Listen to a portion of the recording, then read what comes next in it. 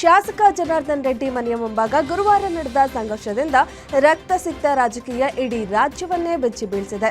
ಗಾಲಿ ಜನಾರ್ದನ್ ರೆಡ್ಡಿ ಹಾಗೂ ನಾರಾ ಭರತ್ ಶೆಟ್ಟಿ ಬೆಂಬಲಿಗರ ಬ್ಯಾನರ್ ಕಿಚ್ಚಿನಿಂದ ಓರ್ವ ಕಾಂಗ್ರೆಸ್ ಕಾರ್ಯಕರ್ತ ಗುಂಡೇಟಿನಿಂದ ಪ್ರಾಣ ಬಿಟ್ಟಿದ್ದಾನೆ. ಒಂದೇ ದಿನದಲ್ಲಿ ಹೊತ್ತಿಯುರಿದಿದ್ದ ಬಳ್ಳಾರಿ ಗಲಭೆಯಿಂದ ಎಸ್ಪಿ ತಲೆದಂಡವಾಗಿದೆ. ಎಸ್ಪಿಯಾಗಿ ಚಾರ್ಜ್ ತೆಗೆದುಕೊಂಡ ದಿನದ ಘರ್ಷಣೆಯನ್ನ ನಿಯಂತ್ರಿಸುವಲ್ಲಿ ವಿಫಲವಾದ ಕಾರಣ ಡಿಐಜಿಪಿ ಶಿಫಾರಸು ಮೇರೆಗೆ ಎಸ್ಪಿ ಪವನ್ ನೆಜ್ಜೂರು ಅಮಾನತು ಮಾಡಿ ಆದೇಶಿಸಲಾಗಿದೆ.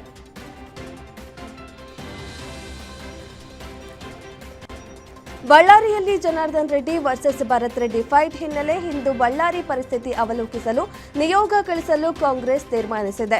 ಎಚ್ಎಂ ರೇವಣ್ಣ ನೇತೃತ್ವದಲ್ಲಿ ನಿಯೋಗ ರಚಿಸಿದ ಕೆಪಿಸಿಸಿ ಘಟನೆ ಬಗ್ಗೆ ಅವಲೋಕಿಸಿ ಸಂಪೂರ್ಣ ಮಾಹಿತಿ ಪಡೆಯಲು ಸೂಚಿಸಿದೆ. ಜಯಪ್ರಕಾಶ್ ಹೆಗ್ಡೆ, ಟಿ ರಘುಮೂರ್ತಿ, ಕುಮಾರ್ ನಾಯಕ್, ಜಕ್ಕಪ್ಪನವರ್, ಬಸವನಗೌಡ ಬಾದರ್ಲಿ ಸೇರಿ 6 ಜನರ ನಿಯೋಗ ರಚನೆ ಮಾಡಿದ್ದು, ಮಾಹಿತಿ ಸಂಗ್ರಹಕ್ಕೆ ಕೆಪಿಸಿಸಿ ಅಧ್ಯಕ್ಷ ಡಿಸಿಎಂ ಡಿಕೆ ಶಿವಕುಮಾರ್ ಸೂಚನೆ ನೀಡಿದ್ದಾರೆ.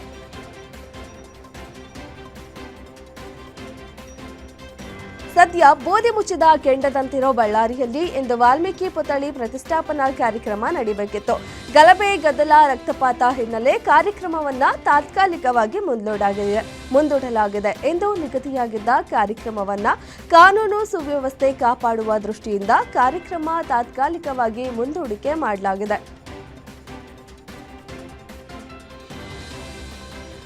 ಶಾಸಕ ಗಾಲಿ ಜನಾರ್ದನ್ ರೆಡ್ಡಿ ಮನೆ ಮೇಲೆ ಗುಂಡಿನ ದಾಳಿ ಪ್ರಕರಣ ಸಂಬಂಧ ಗಾಲಿ ಜನಾರ್ದನ ರೆಡ್ಡಿ ದೂರು ದಾಖಲಿಸಿದ್ದಾರೆ. ಬಳ್ಳಾರಿ ಎಎಸ್ಪಿ ರವಿಕುಮಾರ್ಗೆ 2 ದೂರು ನೀಡಿದ್ದಾರೆ. ಇನ್ನು ಗಲಭೆ ಸಂಬಂಧ ಜನಾರ್ದನ್ ರೆಡ್ಡಿ, ಶ್ರೀರಾಮುಲು, ಸೋಮಶೇಖರ್ ರೆಡ್ಡಿ ವಿರುದ್ಧ ಒಟ್ಟು 4 ಪ್ರಕರಣಗಳು ದಾಖಲಾಗಿದೆ. ಹಾಗೆ ಭರತ್ ರೆಡ್ಡಿ ಆಪ್ತ ಸತೀಶ್ ರೆಡ್ಡಿ ಮೇಲೂ ಕೇಸ್ ದಾಖಲಾಗಿದೆ.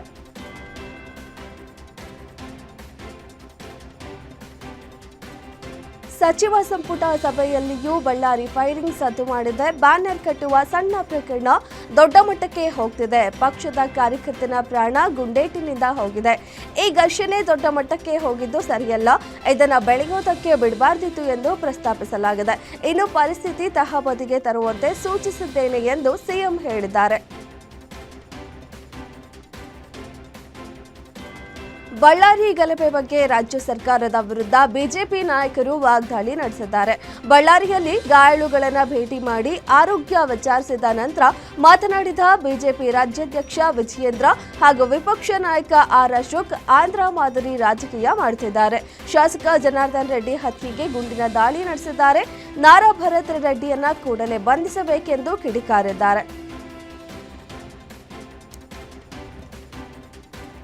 ಕರ್ನಾಟಕದ ಮತದಾರರು ಇವಿಎಂ ಬಗ್ಗೆ ವಿಶ್ವಾಸ ಹೊಂದಿದ್ದಾರೆಂದು ಸಮೀಕ್ಷೆಯೊಂದು ಬಹಿರಂಗಪಡಿಸಿದೆ. 90% ಮತದಾರರು ವಿದ್ಯುನ್ಮಾನ ಮತಯಂತ್ರಗಳ ವಿಶ್ವಾಸಾರ್ಹತೆ ಹೊಂದಿರುವುದಾಗಿ ಸಮೀಕ್ಷೆಯಲ್ಲಿ ತಿಳಿದುಬಂದಿದೆ. ಇವಿಎಂ ಬಗ್ಗೆ ಸದಾ ಪ್ರಶ್ನೆ ಮಾಡುತ್ತಿದ್ದ ರಾಹುಲ್ ಗಾಂಧಿ ಸೇರಿ ಕಾಂಗ್ರೆಸ್ ನಾಯಕರಿಗೆ ಈ ಸಮೀಕ್ಷೆ ಬರಸಿಡಿಲು ಬಡಿದಂತಾಗಿದೆ. ಕರ್ನಾಟಕ ಮೌಲ್ಯಮಾಪನ ಪ್ರಾಧಿಕಾರ ಸಮೀಕ್ಷೆಯಲ್ಲಿ 201 ಕ್ಷೇತ್ರಗಳ 5,100 ಜನ ಪಾಲ್ಗೊಂಡು ಇವಿಎಂ ಸುರಕ್ಷತೆ ಇದೆ ಎಂದು 90% ಮಂದಿ ತಿಳಿಸಿದ್ದಾರೆ. ಚುನಾವಣಾ ಆಯೋಗದ ಇವಿಎಂ ಕುರಿತಾದ ಸಮೀಕ್ಷೆ ವಿಚಾರ ಸಿಎಂ ಸಿದ್ದರಾಮಯ್ಯ ಗರಂ ಆಗಿದ್ದಾರೆ. ಈ ಸಮೀಕ್ಷೆಯ ಸ್ವರೂಪವನ್ನ ಅರ್ಥ ಮಾಡಿಕೊಳ್ಳಬೇಕು. ಇದು ರಾಜಕೀಯ ಅಭಿಪ್ರಾಯದ ಸಮೀಕ್ಷೆಯಲ್ಲ, ಮತದಾರರ ಜಾಗೃತಿ ಕುರಿತಾಗಿ ಚುನಾವಣೆ ಆಯೋಗ ಮಾಡಿರೋ ಕಾರ್ಯಕ್ರಮ. ಇದರ ಉದ್ದೇಶ ಮತದಾರರ ಶಿಕ್ಷಣವನ್ನ ಪರಿಶೀಲನೆ ಮಾಡುವುದು. ಓಟ್ ಚೋರಿ ಪ್ರಕರಣದ ತನಿಖೆಯಲ್ಲಿ ಎಸ್ಐಟಿ 22,000 ಪುಟದ ಚಾರ್ಜ್ ಶೀಟ್ ಸಲ್ಲಿಸಿದೆ. ಮಾಜಿ ಶಾಸಕ ಸೇರಿ 7 ಜನ ಆರೋಪಿಗಳನ್ನ ಹೆಸರಿಸಿದೆ ಎಂದು ಗರಂ ಆಗಿ ಎಕ್ಸ್ನಲ್ಲಿ ಪೋಸ್ಟ್ ಮಾಡಿದ್ದಾರೆ. ಬಿಪಿ ರಾಮ್ಜಿ ವಿರುದ್ಧ ಸಿಡಿದೆದ್ದಿರೋ ಕಾಂಗ್ರೆಸ್ ಸರ್ಕಾರ ಕೇಂದ್ರ ವಿರುದ್ಧ ಹೋರಾಟಕ್ಕೆ ಸಜ್ಜಾಗಿದೆ. ಯೋಜನೆ ಬಗ್ಗೆ ಸಂಪುಟ ಸಭೆಯಲ್ಲಿ ತೀವ್ರ ಖಂಡನೆಯಾಗಿದ್ದು, ಸ್ಕೀಮ್ನ ಭವಿಷ್ಯ ಬಗ್ಗೆ ಸಿಎಂ ಸಿದ್ದು ಹೆಗಲಿಗೆ ವಹಿಸಲಾಗಿದೆ. ಇನ್ನು ಇದೇ ವಿಚಾರವಾಗಿ ಸಿದ್ದರಾಮಯ್ಯ ಇಂದು ಸುದ್ದಿಗೋಷ್ಠಿ ನಡೆಸಲಿದ್ದಾರೆ.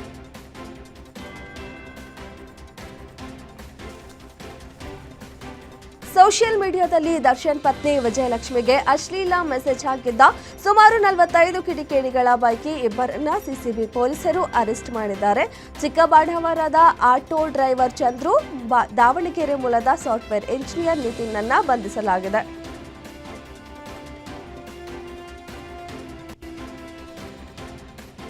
ಚಿಕ್ಕಬಳ್ಳಾಪುರದ ವೇದಿಕೆ ಕಾರ್ಯಕ್ರಮವೊಂದರಲ್ಲಿ ಶಾಸಕ ಅಶ್ವತ್ಥನಾರಾಯಣ್ ಶಾಸಕ ಶರತ್ ಬಚ್ಚೇಗೌಡ ಅವರನ್ನ ಹಾಡಿ ಹೋಗಲಿದ್ದಾರೆ.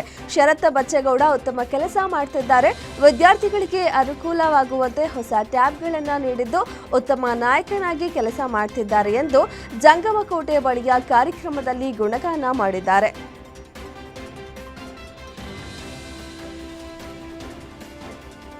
ಕಲಬುರಗಿಯ ಸಿದ್ದಾರೂಢ ಕಾಲೋನಿ ಜನರ ಕಷ್ಟಕ್ಕೆ ಕಡೆಗೂ ಪರಿಹಾರ ಸಿಕ್ಕಿದೆ. ಜನರ ಸಂಕಷ್ಟದ ಕುರಿತು ಗ್ಯಾರಂಟಿ ನ್ಯೂಸ್ ವಿಸ್ತೃತ ವರದಿ ಮಾಡಿತ್ತು. ವರದಿ ಬಳಿಕ ಎಚ್ಚೆತ್ತ ಪಂಚಾಯಿತಿ ಅಧಿಕಾರಿಗಳು ಗ್ರಾಮದ ಜನರಿಂದ ತೆರಿಗೆ ಕಟ್ಟಿಸಿಕೊಳ್ಳಲು ಮುಂದಾಗಿದ್ದಾರೆ. ಕಲಬುರಗಿ ಪಾಲಿಕೆ ತಾಜ್ ಸುಲ್ತಾನ್ಪುರ ಪಂಚಾಯಿತಿ ಅಧಿಕಾರಿಗಳ ಹಗ್ಗ ಜಗ್ಗಾಟದಿಂದ ತೆರಿಗೆ ಕಟ್ಟಲಾಗದೆ ಆಸ್ತಿ ತಮ್ಮ ಹೆಸರಿಗೆ ಮಾಡಿಕೊಳ್ಳಲಾಗದೆ ಜನ ಪರದಾಡ್ತಿದ್ರು. ಗ್ಯಾರಂಟಿ ನ್ಯೂಸ್ ವರದಿ ಬಳಿಕ 350 ಮನೆಗಳಿರುವ ಸಿದ್ದಾರೂಢ ಕಾಲೋನಿ ಸಮಸ್ಯೆ ಪರಿಹಾರ ದೊರಕಿದೆ.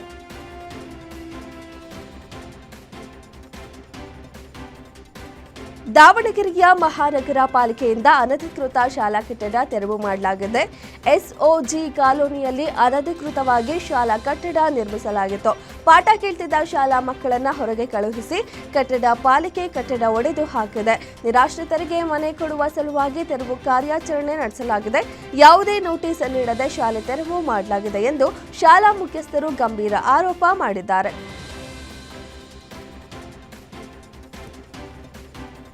ದೇವನಹಳ್ಳಿ ಟೋಲ್ ಪ್ಲಾಜಾ ಬಳಿ ಭೀಕರ ಬಸ್ ಅಪಘಾತ ಸಂಭವಿಸಿದ್ದು, ಘಟನೆಯ ಭೀಕರ ದೃಶ್ಯಗಳು ಟೋಲ್ನ ಸಿಸಿ ಕ್ಯಾಮೆರಾದಲ್ಲಿ ಸೆರೆಯಾಗಿದೆ. ಹೈದರಾಬಾದ್ನಿಂದ ಮೈಸೂರಿಗೆ ಹೋಗ್ತಿದ್ದ ಸ್ಲೀಪರ್ ಕೋಚ್ ಬಸ್ ಟೋಲ್ ಬೂತ್ಗೆ ಡಿಕ್ಕಿ ಹೊಡೆದಿದ್ದು ಓವರ್ ಸ್ಪೀಡ್ ಚಾಲನೆಯೇ ಘಟನೆಗೆ ಕಾರಣ ಎನ್ನಲಾಗಿದೆ. ಈ ವೇಳೆ ಸುಮಾರು 50ಕ್ಕೂ ಹೆಚ್ಚು ಪ್ರಯಾಣಿಕರು ಪ್ರಾಣಾಪಾಯದಿಂದ ಪಾರಾಗಿದ್ದು, 2 ಚಾಲಕರಿಗೆ ಗಂಭೀರ ಗಾಯಗಳಾಗಿವೆ.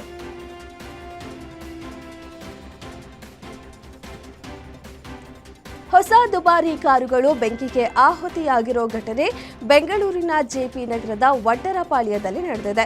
ಬಿಎಂಡಬ್ಲ್ಯೂ ಟೊಯೋಟಾ ಕಾರುಗಳು ಸುಟ್ಟು ಕರಕಲಾಗಿವೆ. ಮನೆ ಕಟ್ಟಲು ತಂದಿದ್ದ ಮರದ ಪೀಸ್ ಸಹ ಅಗ್ನಿಗೆ ಆಹುತಿಯಾಗಿದ್ದು, ಸುಮಾರು 3 ಕೋಟಿ ಮೌಲ್ಯದ ವಸ್ತುಗಳು ನಾಶವಾಗಿವೆ. ಘಟನೆ ಸಂಬಂಧ ಕೋಣನಕುಂಟೆ ಪೊಲೀಸ್ ಠಾಣೆಯಲ್ಲಿ ಪ್ರಕರಣ ದಾಖಲಾಗಿದೆ.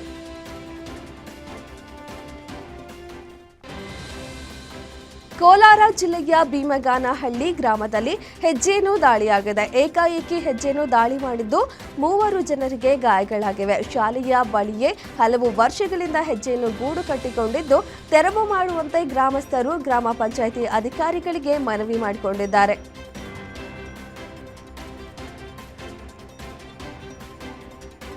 ಬೆಳಗಾವಿಯ ವಂದೇ ಭಾರತ್ ಎಕ್ಸ್ಪ್ರೆಸ್ ರೈಲಿಗೆ ಸಿಲುಕಿ ನವಿಲು ದಾರುಣವಾಗಿ ಸಾವನ್ನಪ್ಪಿದೆ. ಬೆಂಗಳೂರು ಸಮೀಪದ ದೊಡ್ಡಬೆಲೆ ರೈಲ್ವೆ ನಿಲ್ದಾಣದಲ್ಲಿ ಈ ಘಟನೆ ನಡೆದಿದೆ. ರೈಲಿನ ವಿದ್ಯುತ್ ಶೌಕ್ಗೆ ನವಿಲು ಸಂಪೂರ್ಣ ಸುಟ್ಟು ಭಸ್ಮವಾಗಿದೆ. ಪವರ್ ಸಪ್ಲೈ ಇಲ್ಲದೆ 1 ಗಂಟೆಗೂ ಹೆಚ್ಚು ಕಾಲ ಬೆಳಗಾವಿ ವಂದೇ ಭಾರತ್ ಎಕ್ಸ್ಪ್ರೆಸ್ ರೈಲು ವಿಳಂಬವಾಗಿತ್ತು.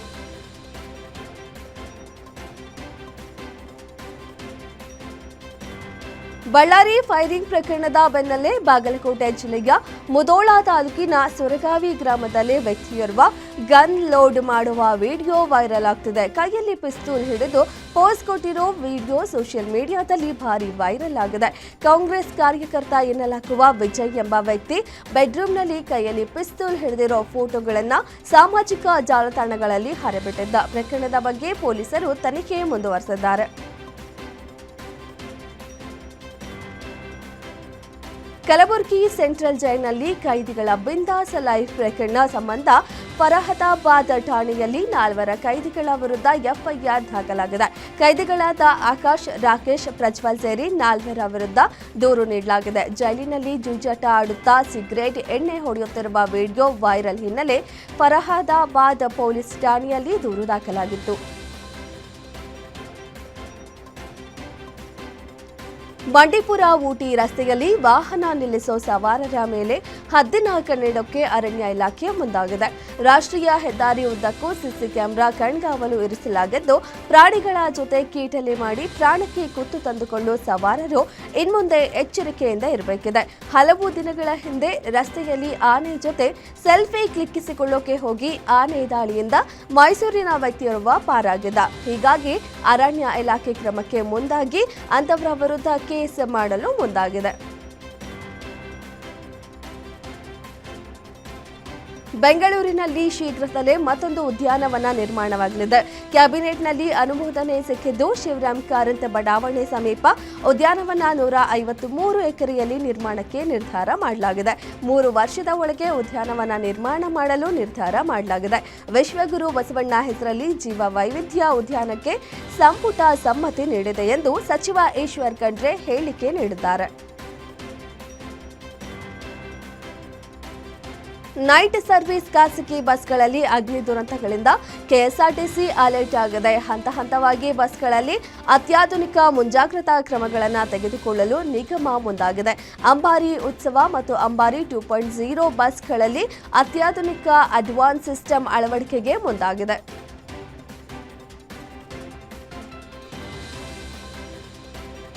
ಮೆಚ್ಚಿನ ಶಿಕ್ಷಕರ ಬೀಳ್ಕೊಡುಗೆ ವೇಳೆ ಶಾಲಾ ಮಕ್ಕಳು ಬೆಕ್ಕಿ ಬೆಕ್ಕಿ ಅತ್ತಿದ್ದಾರೆ. ಈ ಅಪರೂಪದ ಘಟನೆ ಕಂಡು ಬಂದಿದ್ದು ಬಾಗಲಕೋಟೆ ಜಿಲ್ಲೆಯ ಮುಧೋಳ ತಾಲೂಕಿನ ಬುದ್ನಿ ಪಿಎಂ ಗ್ರಾಮದಲ್ಲಿ. ಶಿಕ್ಷಕ ವೆಂಕಟೇಶ್ ಪಾಟೀಲ್ ಅವರು 13 ವರ್ಷ ಸೇವೆ ಹಾಗೂ ಶಿಕ್ಷಕಿ ಬೇಬಿ ಪಾಟೀಲ್ ಅವರು 9 ವರ್ಷ ಸೇವೆ ಸಲ್ಲಿಸಿ ಬೇರೆಡೆಗೆ ವರ್ಗಾವಣೆಗೊಂಡಿದ್ರು.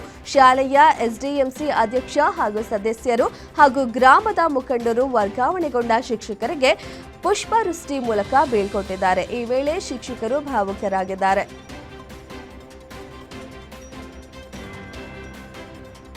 ದಕ್ಷಿಣ ಭಾರತದ ಕುಂಭಮೇಳಕ್ಕೆ ಇನ್ನೆರಡು ದಿನ ಬಾಕಿ ಇದೆ. ಕೊಪ್ಪಳದ ಪ್ರಖ್ಯಾತ ಗವಿಸಿದ್ದೇಶ್ವರ ಜಾತ್ರೆ ಜನವರಿ 5ರಂದು ನಡೆಯಲಿದೆ. ಜಾತ್ರಾ ಮಹೋತ್ಸವಕ್ಕೆ ಭರ್ಜರಿ ಸಿದ್ಧತೆಗಳು ನಡೆಯುತ್ತಿವೆ. ಜಾತ್ರೆಯ ಸಿದ್ಧತೆಯಲ್ಲಿ ಬರೋಬ್ಬರಿ 35ಕ್ಕೂ ಹೆಚ್ಚು ಗ್ರಾಮಗಳ ಜನರು ಭಾಗಿಯಾಗಿದ್ದಾರೆ. ಲಕ್ಷಾಂತರ ಭಕ್ತರು ಭಾಗಿಯಾಗೋ ಜಾತ್ರೆಯ ಮಹಾದಾಸೋಹಕ್ಕೆ ಗ್ರಾಮಸ್ಥರು ಸಿದ್ಧರಾಗಿದ್ದಾರೆ.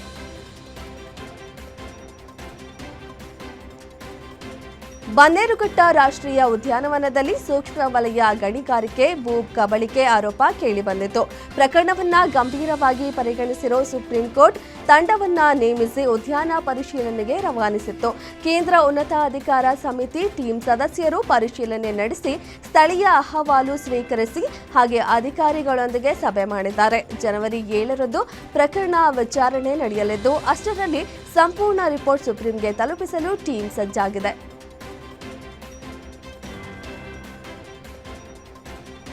ಮಂಡ್ಯದ ಆದಿಚುಂಚನಗಿರಿ ಮಠಕ್ಕೆ ಮುಂದಿನ ತಿಂಗಳು ಪ್ರಧಾನಿ ಮೋದಿ ಭೇಟಿ ಮಾಡುವ ಸಾಧ್ಯತೆಗಳಿವೆ. ಆದಿಚುಂಚನಗಿರಿ ಕ್ಷೇತ್ರದಲ್ಲಿ ನಿರ್ಮಾಣವಾಗ್ತಿರೋ ಭೈರವೈಕ್ಯ ಡಾಕ್ಟರ್ ಬಾಲಗಂಗಾಧರನಾಥ ಸ್ವಾಮೀಜಿಯ ಮಹಾಗದ್ದುಗೆಯನ್ನು ಫೆಬ್ರವರಿ 23ರಂದು ಉದ್ಘಾಟಿಸಲಾಗುತ್ತದೆ. ಈ ಉದ್ಘಾಟನೆಯನ್ನ ಪ್ರಧಾನಿ ನರೇಂದ್ರ ಮೋದಿ ಮಾಡ್ತಾರೆಂದು ಹೇಳಲಾಗ್ತಿದೆ.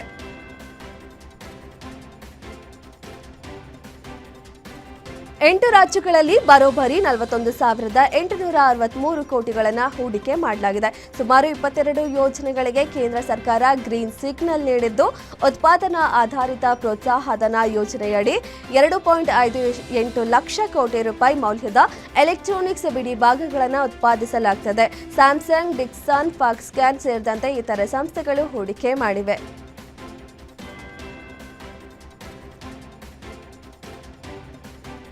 ಈ ವರ್ಷ ಮಾರ್ಚ್ನಿಂದ 500 ರೂಪಾಯಿ ನೋಟ್ ಬ್ಯಾನ್ ಆಗುತ್ತೆ ಅಂತ ಸೋಷಿಯಲ್ ಮೀಡಿಯಾದಲ್ಲಿ ಹರಿದಾಡ್ತಾ ಇದೆ. ಇದು ಸುಳ್ಳು ಸುದ್ದಿ.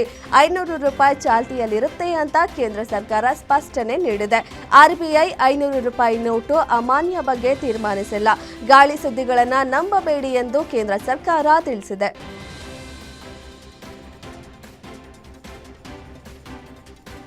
ಗಿಗ್ ಕಾರ್ಮಿಕರಿಗೆ ಸೇವಾ ಭದ್ರತೆ ಒದಗಿಸಲು ಕೇಂದ್ರ ಸರ್ಕಾರ ಮುಂದಾಗಿದೆ. ಇನ್ಮುಂದೆ ಸ್ವಿಗ್ಗಿ, ಝೊಮೊಟೊ ಹಾಗೂ ಅಮೆಜಾನ್ ನಂತಹ ಕಡೆ ಕೆಲಸ ಮಾಡೋರಿಗೆ ವಿಮೆ ಸೇರಿದಂತೆ ಹಲವು ಸೌಲಭ್ಯಗಳನ್ನು ಒದಗಿಸಲಾಗುತ್ತದೆ. ಆನ್ಲೈನ್ ಅಗ್ರಿಗೇಟರ್ ಜೊತೆ ಕನಿಷ್ಠ 90 ದಿನಗಳು ಕೆಲಸ ಮಾಡಿರೋ ಗಿಗ್ ಕಾರ್ಮಿಕರಿಗೆ ಆರೋಗ್ಯ ಸೇವೆ, ಸಾಮಾಜಿಕ ಭದ್ರತೆಯ ನಿಯಮಗಳ ಕರಡನ್ನ ಕೇಂದ್ರ ಸರ್ಕಾರ ರಿಲೀಸ್ ಮಾಡಿದೆ.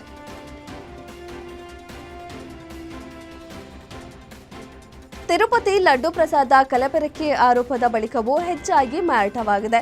ತಿಮ್ಮಪ್ಪನ ಲಡ್ಡು ಮಾರಾಟದಲ್ಲಿ ಹೊಸ ದಾಖಲೆ ಸೃಷ್ಟಿಯಾಗಿದೆ. 2025ರಲ್ಲಿ 13.52 ಕೋಟಿ ಲಡ್ಡು ಮಾರಾಟವಾಗಿದೆ. ಕಳೆದ ವರ್ಷಕ್ಕಿಂತ 2025ರಲ್ಲಿ ಶೇಕಡಾ 10ರಷ್ಟು ಮಾರಾಟ ಹೆಚ್ಚಾಗಿದೆ.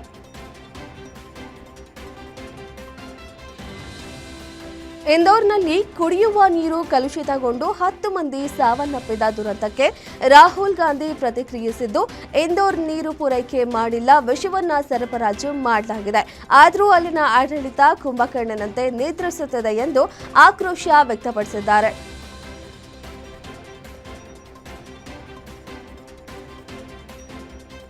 ಉತ್ತರ ಪ್ರದೇಶದ ಬಂಡಾ ಜಿಲ್ಲೆಯಲ್ಲಿ ಲೈಂಗಿಕ ದೌರ್ಜನ್ಯಕ್ಕೆ ಯತ್ನಿಸಿದ ವ್ಯಕ್ತಿಯೊಬ್ಬನನ್ನ ಹರಿತವಾದ ಆಯುಧದಿಂದ ಕೊಂದಿದ್ದ ಮಹಿಳೆಯನ್ನ ಮೃತ ವ್ಯಕ್ತಿಯ ಕುಟುಂಬಸ್ಥರು ನೀಡಿದ ದೂರಿನ ಆಧಾರದ ಮೇಲೆ ಬಂಧಿಸಲಾಗಿದೆ ಎಂದು ಪೊಲೀಸರು ತಿಳಿಸಿದ್ದಾರೆ.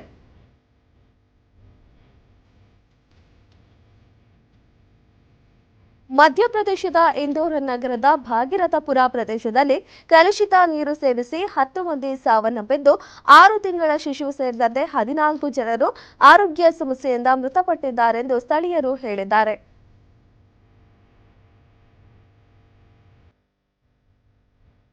ಜಮ್ಮು ಮತ್ತು ಕಾಶ್ಮೀರದ ಪೂಂಚ್ ಜಿಲ್ಲೆಯ ಎಲ್ಒಸಿ ಬಳಿ ಅನುಮಾನಾಸ್ಪದ ಡ್ರೋನ್ ಚಟುವಟಿಕೆಯನ್ನು ಭದ್ರತಾ ಪಡೆಗಳು ಪತ್ತೆ ಹಚ್ಚಿವೆ. ಅಧಿಕಾರಿಗಳು ಸ್ಫೋಟಕ ಸಾಧನಗಳನ್ನು, ಮದ್ದುಗುಂಡುಗಳನ್ನು ಮತ್ತು ಮಾದಕ ವಸ್ತುಗಳನ್ನು ವಶಪಡಿಸಿಕೊಂಡಿದ್ದಾರೆ.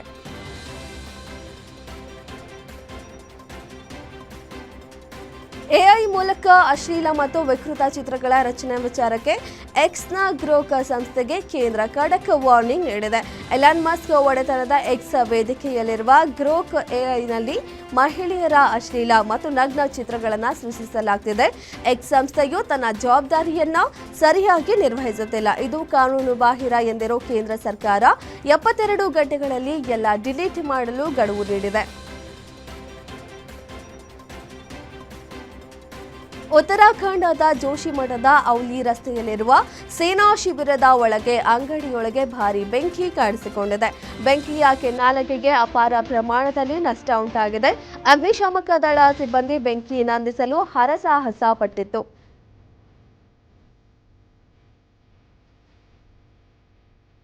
ದೆಹಲಿಯ ಕೆಂಪುಕೋಟೆ ಬಳಿ ಕಾರು ಸ್ಫೋಟ ಸಂಬಂಧ ರಾಷ್ಟ್ರೀಯ ತನಿಖಾ ಸಂಸ್ಥೆ ಜಮ್ಮು ಮತ್ತು ಕಾಶ್ಮೀರದ ಶೋಪಿಯಾನ್ ಮತ್ತು ಪುಲ್ವಾಮಾ ಜಿಲ್ಲೆಗಳಲ್ಲಿ ಶೋಧ ನಡೆಸಿದೆ. ಆರೋಪಿಗಳಲ್ಲಿ ಒಬ್ಬನಾದ ಯಾಸಿರ್ ಅಹಮದ್ ದಾರ್ನನ್ನ ಕರೆತಂದು ಎನ್ಐಎ ಅಧಿಕಾರಿಗಳು ಶೋಧ ಕಾರ್ಯ ನಡೆಸಿದರು.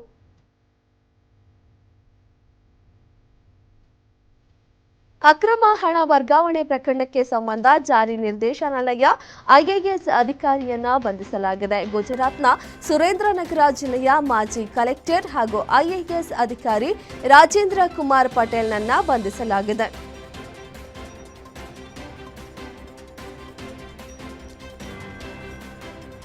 ಮನೆ ಮುಂದೆ ನಿಂತಿದ್ದ ವೃದ್ಧೆ ಮೇಲೆ ಕೋತಿಗಳ ಗ್ಯಾಂಗ್ ದಾಳಿ ಮಾಡಿರುವ ವಿಡಿಯೋವೊಂದು ವ್ಯಾಪಕವಾಗಿ ವೈರಲ್ ಆಗ್ತಿದೆ.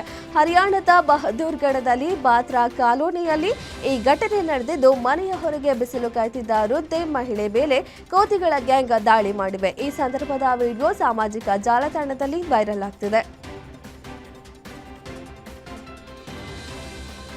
ಹಿಮಾಚಲ ಪ್ರದೇಶದ ಧರ್ಮಶಾಲಾದ ಕಾಲೇಜು ಒಂದರಲ್ಲಿ ಲೈಂಗಿಕ ದೌರ್ಜನ್ಯಕ್ಕೆ ಒಳಗಾಗಿದ್ದ ವಿದ್ಯಾರ್ಥಿ ಸಾವನ್ನಪ್ಪಿದ್ದಾಳೆ. ಈ ಸಂಬಂಧ ಪ್ರೊಫೆಸರ್ ಸೇರಿದಂತೆ 4 ಆರೋಪಿಗಳ ವಿರುದ್ಧ ಪ್ರಕರಣ ದಾಖಲಿಸಲಾಗಿದೆ. ಪ್ರಕರಣದಲ್ಲಿ 3 ವಿದ್ಯಾರ್ಥಿನಿಯರು ಮತ್ತು ಒಬ್ಬ ಪ್ರೊಫೆಸರ್ ವಿರುದ್ಧ ರ್ಯಾಗಿಂಗ್ ಮತ್ತು ಲೈಂಗಿಕ ದೌರ್ಜನ್ಯದ ಆರೋಪದಡಿ ಪ್ರಕರಣ ದಾಖಲಿಸಲಾಗಿದೆ.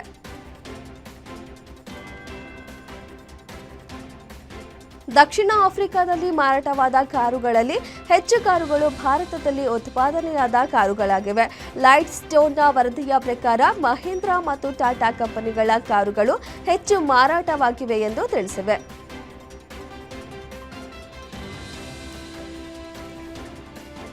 ತಮಿಳುನಾಡಿನ ಶಿವಗಂಗೈ ಜಿಲ್ಲೆಯ ತಿರುಪವನಂ ಬಳಿ ಹಳಿಯಲ್ಲಿ ಮುತ್ತುಮಾರಿಯಂ ದೇವಾಲಯವಿದೆ. ಪ್ರತಿ ಮಂಡಲ ಪೂಜೆಯ ಸಮಯದಲ್ಲಿ 48 ದಿನಗಳ ಕಾಲ ಉಪವಾಸ ಆಚರಿಸುವುದು ಮತ್ತು ಜನರಿಗೆ ದೈವಿಕ ಮಾತುಗಳನ್ನು ಹೇಳುವುದು ಇಲ್ಲಿನ ಸಂಪ್ರದಾಯವಾಗಿದ್ದು, ಈ ವೇಳೆ 7 ಅಡಿ ಎತ್ತರದ ಮುಳ್ಳಿನ ಹಾಸಿಗೆಯ ಮೇಲೆ ನೃತ್ಯ ಮಾಡಿದ್ದಾರೆ.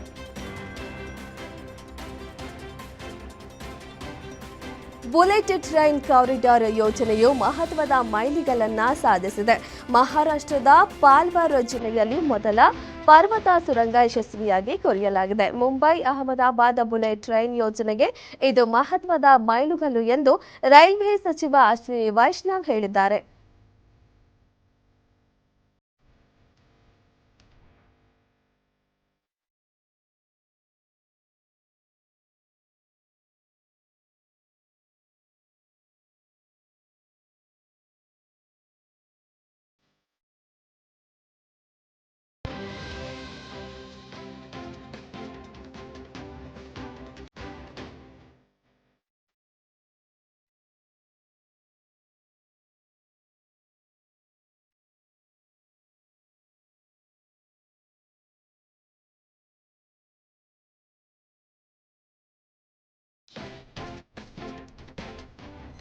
ನಟ ತರುಣ್ ಸುಧೀರ್ ಹಾಗೂ ಸೋನಲ್ ಮಂಥರೋ ಅವರು ಕಳೆದ ವರ್ಷಾಂತ್ಯಕ್ಕೆ ವಿವಾಹ ವಾರ್ಷಿಕೋತ್ಸವ ಆಚರಿಸಿಕೊಂಡಿದ್ರು.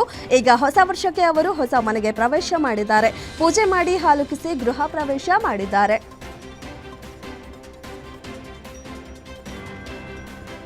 ಬಾಲಿವುಡ್ ನಟ ಶಾರುಖ್ ಖಾನ್ ಅವರು ತನ್ನ ಐಪಿಎಲ್ ತಂಡಕ್ಕೆ ಬಾಂಗ್ಲಾದೇಶದ ಕ್ರಿಕೆಟಿಗನನ್ನ ಖರೀದಿಸಿದ್ದಾರೆ. ಅದಕ್ಕೆ ಅವರ ನಾಲಿಗೆ ಕತ್ತರಿಸಿದವರಿಗೆ 1 ಲಕ್ಷ ರು ಬಹುಮಾನ ನೀಡುವುದಾಗಿ ಹಿಂದೂಪರ ಸಂಘಟನೆಯ ನಾಯಕಿ ಮೀರಾ ಠಾಕೂರ್ ಘೋಷಿಸಿದ್ದಾರೆ. ಬಿಸಿಸಿಐ ಭಾರತ ಅಂಡರ್-19 ವಿಶ್ವಕಪ್ ತಂಡ ಮತ್ತು ದಕ್ಷಿಣ ಆಫ್ರಿಕಾ ಯೂತ್ ಏಕದಿನ ಸರಣಿಗೆ ತಂಡವನ್ನು ಪ್ರಕಟಿಸಿದೆ. ಗಾಯಗೊಂಡ ಆಯುಷ್ ಮಾತ್ರೆ ವಿಶ್ವಕಪ್ ತಂಡವನ್ನು ಮುನ್ನಡೆಸಲಿದ್ದಾರೆ. 14 ವರ್ಷದ ಯುವ ವೈಭವ್ ಸೂರ್ಯವಂಶಿ ದಕ್ಷಿಣ ಆಫ್ರಿಕಾ ಸರಣಿಗೆ ನಾಯಕರಾಗಿ ಆಯ್ಕೆಯಾಗಿದ್ದಾರೆ. ಮಹಾಂತ್ರೆ ಗಾಯಗೊಂಡ ಕಾರಣ ವೈಭವ್ಗೆ ಈ ಅವಕಾಶ ಸಿಕ್ಕಿದ್ದು, ಮುಂಬರುವ ವಿಶ್ವಕಪ್ ದೃಷ್ಟಿಯಿಂದ ಈ ಸರಣಿ ಭಾರತ ತಂಡಕ್ಕೆ ಮಹತ್ವದ್ದಾಗಿದೆ.